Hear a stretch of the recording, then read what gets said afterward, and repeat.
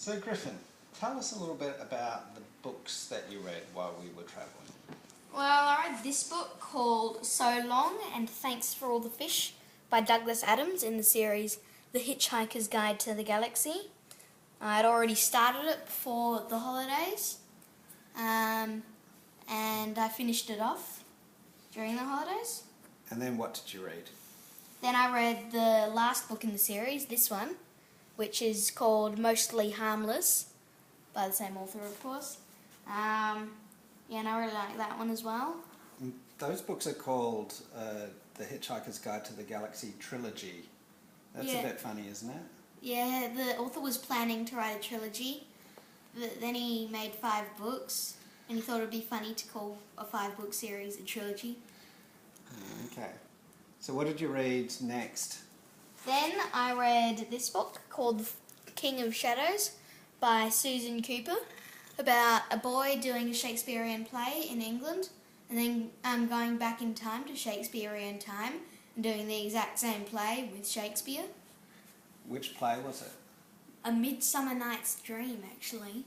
Oh, okay. And where does he go to? What theatre in England does he go to do the play? The famous theatre is called the Globe. And are you familiar with it? Yeah, we went there last holidays. It's pretty cool, actually. Yeah. What did you think of the book? Yeah, it was really good. I finished it really quickly. But was there something that frustrated you about the story? Oh yeah, the ending. It felt sad because he ends up going back to his own time. Okay.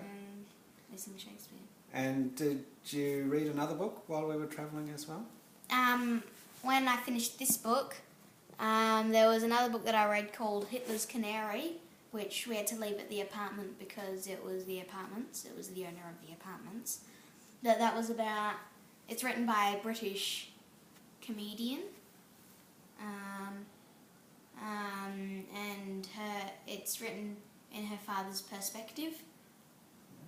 So it's based on the actual experiences of her father? It's based on it, but it's not to the straight fact. And yeah, during World War II in Denmark. Right. And so we were in Denmark when you were reading about it? Yeah. So was that pretty interesting? Yeah, and when we passed the suburb that it was set in on the train was cool as well. Charlton. So of all the books that you read, why do you think it's good to read books while you're travelling? Well, it sort of keeps you ready for spelling things and stuff, and it keeps your brain going, and it's interesting. Good form of relaxation? Yeah. As well, during downtimes. What was your favourite book of the 4 that you read while we were travelling? Well, these 2 were hilarious, The Hitchhiker's Guide to the Galaxy, and this one was sad, and the Hitler's Canary book was interesting, so I can't really decide which one was my favourite. They all had their own good features. Yeah. Okay. Thanks. Bye, everyone.